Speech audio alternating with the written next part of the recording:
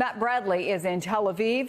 Monica Elba is covering the White House for us, and Rick Stengel served as Undersecretary of State for Public Diplomacy and Public Affairs under President Obama. He is also an MSNBC political analyst. Thanks to all of you for being here. Matt, just looking at these live pictures from Israel, the crowds don't seem to be getting any smaller, but Netanyahu isn't backing down. So what now?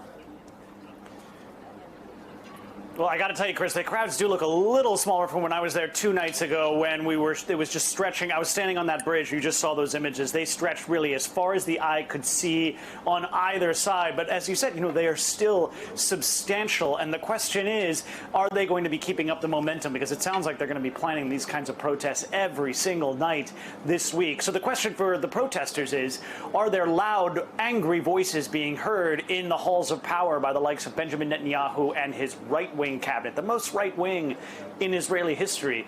But the question now is being answered, because last night we finally heard from Benjamin Netanyahu, and he gave what started out as almost an act of contrition. He said that he had asked the family members of the hostages who have been killed for forgiveness for not bringing them back.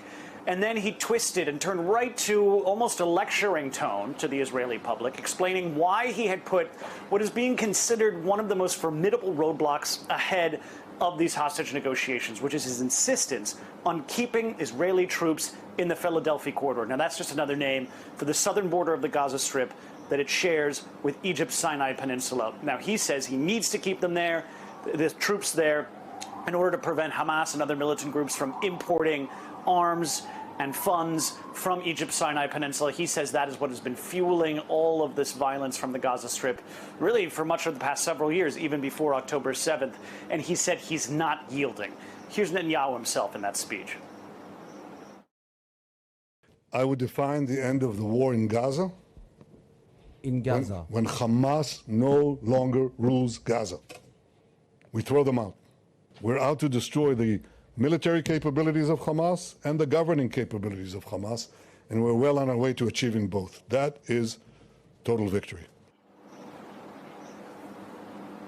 Now, compare those statements to what I was hearing in the protest marches just 2 nights ago when I was down there, and what we've been hearing every single night. And it's clear there are two camps here in Israel right now, and they fall along familiar political fault lines. One is Benjamin Netanyahu, who says the priority needs to be destroying Hamas. The other are all of these hundreds of thousands of protesters who have been out over the past several nights who say that the priority needs to be freeing the hostages. Increasingly, really, for the past several months, shortly after the last successful treaty in November, it's been seen that those two goals of the conflict in the Gaza Strip are entirely at odds with each other. And Benjamin Netanyahu has pitched his tent squarely in the one, saying that we need to prioritize destroying Hamas, and we need to put that ahead of any negotiated peaceful hostage deal. Chris. So, Rick, it's not clear if these protests will change the calculus for Israeli politics, what it might mean, for example, for Benjamin Netanyahu. But what could it potentially mean for Kamala Harris? For a while, this had been lower sort of on the radar in this presidential campaign, but obviously the deaths of those hostages has brought it right back to the fore. Yes, Chris. I mean, in the case of what's happening in Israel, I mean, the conflict in a way is between Netanyahu, who claims to want to end the war, and in fact, the ending of the war would probably mean the end of his rule. There was a poll just the other day saying 69% of Israelis don't want him to run for prime minister again. Yes, this does spill over into the American campaign, and Vice President Harris has answered questions about it. I would say that she's been she's towed the same line as President Biden. She's expressed her support for Israel and for Israel's right to respond, but she's also expressed sympathy for the Palestinians, for the fact that there have been 40,000 people who have been killed in Gaza, most of them women and children. The best outcome for Ms. Harris would be a peace deal. She has talked emphatically about the need for a peace deal. I would argue that a peace deal is good for everybody, and that is the thing that would preserve some esteem for Israel around the world. The views of Israel now across the globe have been almost uniformly negative. A peace deal would be good for everybody. No doubt about that, Monica, but the president was absolutely blunt when he said Netanyahu hadn't done enough to reach a deal. He also mentioned that he's in negotiations not with the prime minister, only with his counterparts in Qatar and Egypt. So what are the practical and political considerations going into the administration's next move here? Well, look, Chris, if this feels familiar, it's because it is, because we've been in this place before time and time again, where the Biden administration has said we're so close, this is so close to the end, there are just a couple of outstanding issues that can be resolved, the parties can come close together and we can have a deal.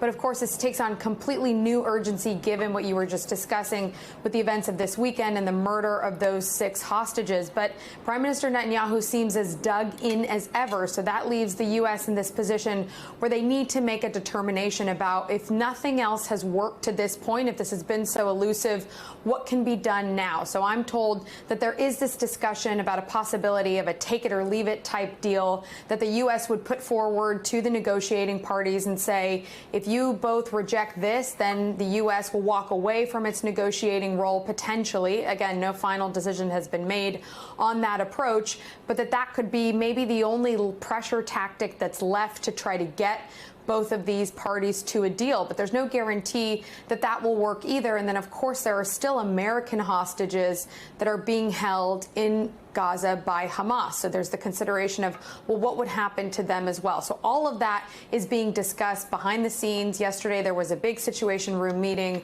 led by President Biden. Vice President Harris was in attendance as well. And all of those top officials discussed these potential next steps and the menu of options. But remember that they had already had this proposal that was pretty close to what they thought, if anything was going to be realized, what it would look like. But now they need to update it, because in phase 1, there was an agreement about what kinds of hostages would be released. And in that, we expected that American Hersh Goldberg Poland would have been included before he was tragically killed. So they need to go back and make some tweaks to a framework, again, that could maybe come to some kind of a conclusion. But the U.S. is saying we want that to happen as soon as this week. They're stressing how quickly this needs to happen. But again, we've heard that before. And the politics, the dynamic between the president and the prime minister here are only really complicating that timetable.